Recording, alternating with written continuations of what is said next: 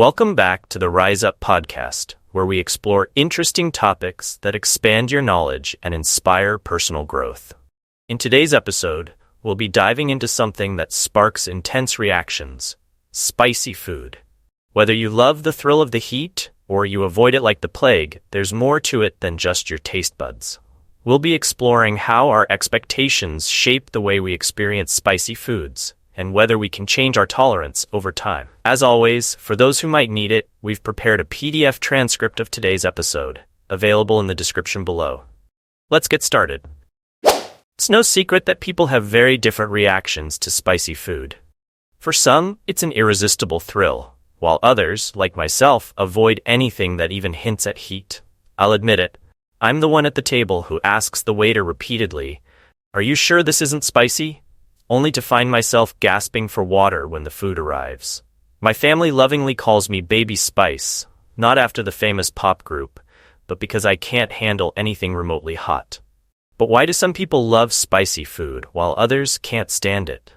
According to recent research, a lot of it has to do with expectations. It's not just the spice itself, but how we anticipate the experience. This might explain why my husband, who practically challenges himself to eat the hottest food available, can enjoy it with just a little sweat on his brow while I react as if my mouth is on fire. A study published in PLOS Biology reveals that people's brain responses to spicy foods are shaped by their expectations. Researchers found that when people expected their food to be very spicy, they felt the heat more intensely, even if the food wasn't any spicier than before. For those who love spicy foods, their brain's pleasure centers light up, making the experience enjoyable. For spice avoiders, however, the brain's pain centers become activated, making the heat unbearable. This study suggests that much of our tolerance, or intolerance, towards spicy food could be in our heads. If you expect something to be overwhelming, it most likely will be. This is pretty empowering information, because it means that with the right mindset, we might be able to change our experience of food. So how do you go from being a spice wimp to someone who can handle the heat?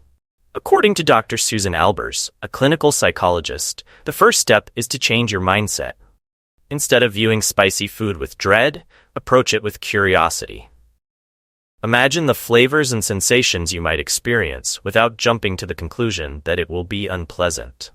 Another way to improve your spice tolerance is by experimenting with different kinds of spices.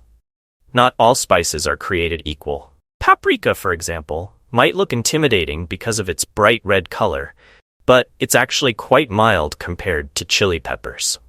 By paying attention to the variety of spices and how they affect you, you can gradually find a level of heat that works for you. It's also important to listen to your body. Some people might think they can jump straight into eating the world's hottest pepper, but that's probably not the best idea. Starting small with milder spices and building up slowly is a better strategy. Take little bites, balance the heat with something cooling like cheese or bread, and over time, you'll notice your tolerance increasing. But what if you're already on Team Spice? Even the biggest spice enthusiasts need to be careful. There is such a thing as too much heat. The Scoville scale, which measures the spiciness of peppers, can give us an idea of just how hot things can get.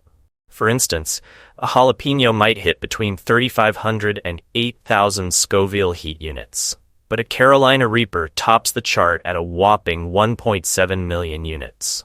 That kind of heat can cause serious physical reactions, from increased heart rates to gastric distress.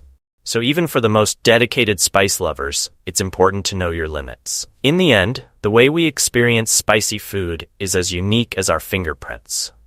Whether you're someone who enjoys the thrill of the burn, or someone like me who prefers to avoid it, there's no right or wrong way to enjoy food. It's all about finding what feels good to you and savoring the experience, spicy or not. That wraps up today's discussion on spicy food and how our mindset plays a huge role in our reactions. Whether you're Team Spice or you're still working your way up, remember that it's all about finding what works for you and savoring the experience. If you want to review anything from today's episode, don't forget that a PDF transcript is available for you in the description. Thanks for tuning in to the Rise Up podcast. Stay curious, Stay motivated, and we'll catch you next time.